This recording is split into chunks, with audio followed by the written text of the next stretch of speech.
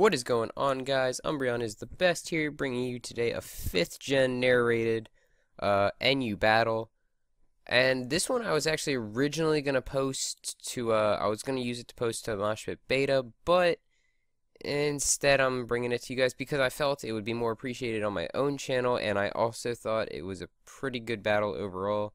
So I think I'm going to leave some time to look at some teams. Here you see, Gigalith is an obvious lead on his team, and I'm going to go with the Bennett lead, just because I'm feeling the Bennett. And if you notice, I only have one special attacker on my team, really, and that's going to be the Tentacool.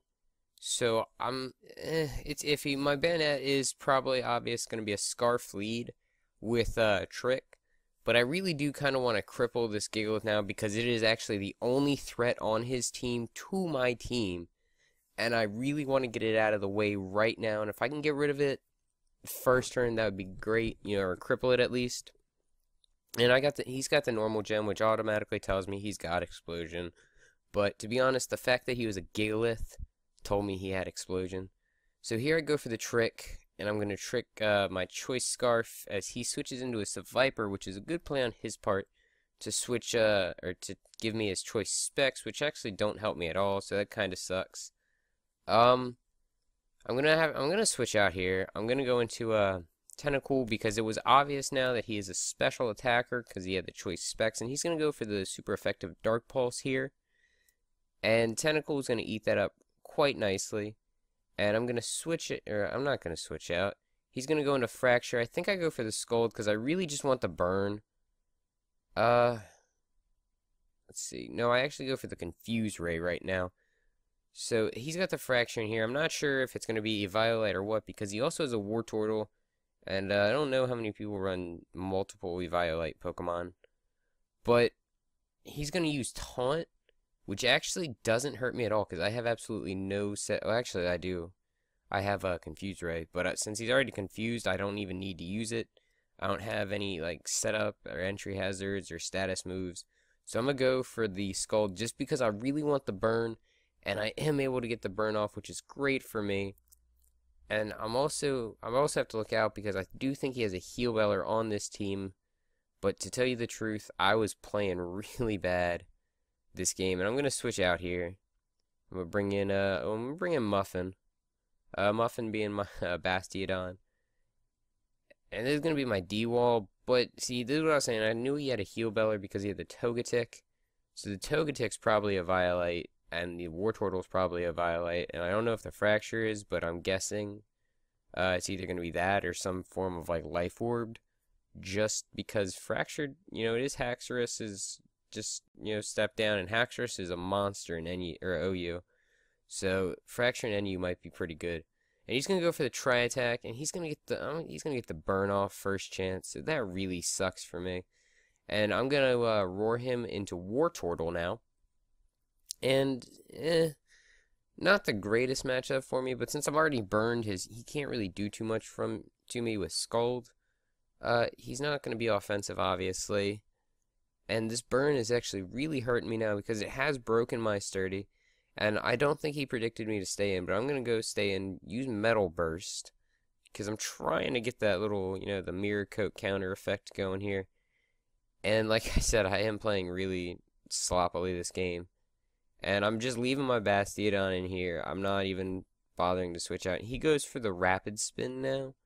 And I think I just roar him out because I want to get him out of here.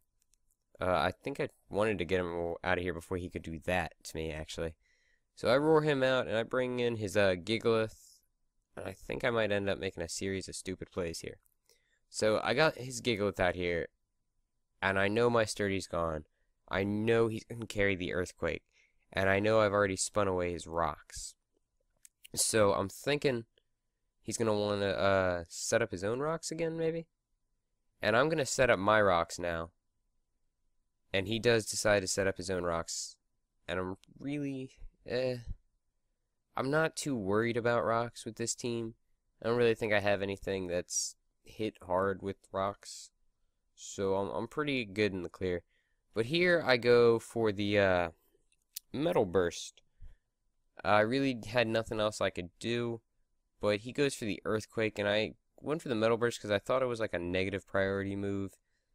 And I also thought maybe I could take the earthquake. I mean, super effective times 4 is a lot of damage. But I mean, Gigalith is normally max HP, max defense, so I didn't know how well its attack and investment was, and I am a max defense, so I was kind of hoping I could take it. But I couldn't, and here I'm going to rapid spin, and I think this was all part of my plan. I know I'm losing down here. I'm really taking a hit. And I know he wants to earthquake me, but I want to get rid of his rocks now. And I kind of was hoping what I could do is I could get him to want to reset up his rocks. And instead, it doesn't work out that way. I go into pincer here, and I go for the crab hammer, and it doesn't kill him. It almost brings him down to a sturdy, and instead of going for the stealth rocks like I thought he'd want to, he takes his turn to go for the explosion. And this was actually a pretty big mistake here. Not so much going for the explosion, but leaving Gigalith in at all, because it knew it was going to take damage, and like I said at the beginning, this was the one threat to my team. This was the one Pokemon that was stopping me from getting on with this game, and yeah, Kingler's going to die off here, and I'm going to go into for real now, because like I said, the Gigalith was the only thing stopping me, and now my plan, I can easily, sweep with the extreme speed belly drum set, and he's going to go for the sludge bomb. I know no matter what, I can take it with enough HP to my citrus after my citrus berry to belly drum, and here I live with 84 HP. I have, I get the citrus berry, I can belly drum, and I survive, all like my plan is.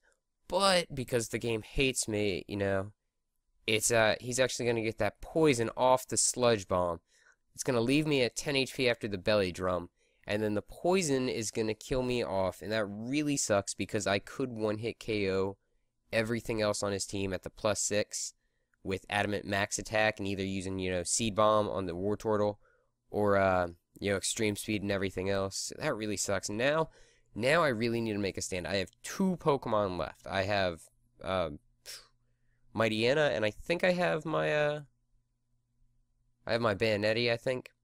And anyways, I know he's not going to want to stay in here because he's going to predict the Sucker Punch, predicting me to predict him to stay in.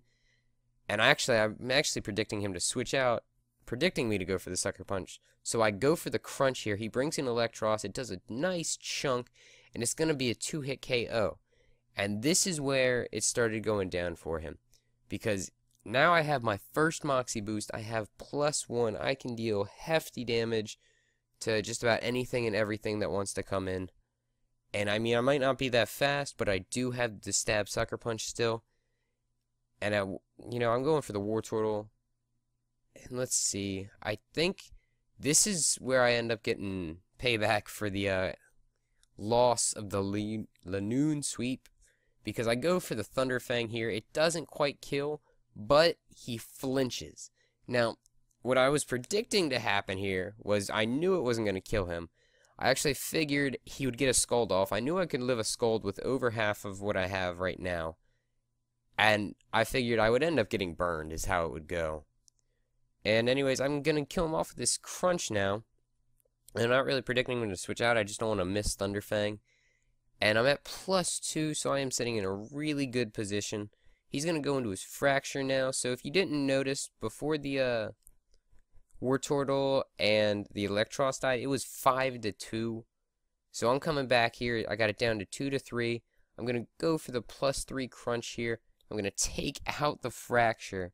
So now I'm going to get up to +3. And, I'm pretty much set. I can one-hit KO anything that wants to come in. And his last chance is his Seviper. The Sucker Punch is obvious, but he has nothing else he can do. It's the only Pokemon that's going to be able to outspeed me. And I mean, even then, I'm not sure if he'd kill me off. If he didn't kill me off, I would have probably died from Life Orb recoil, though. And, here I am able to kill him off with the +3 Sucker Punch, get my Moxie off, go up to +4.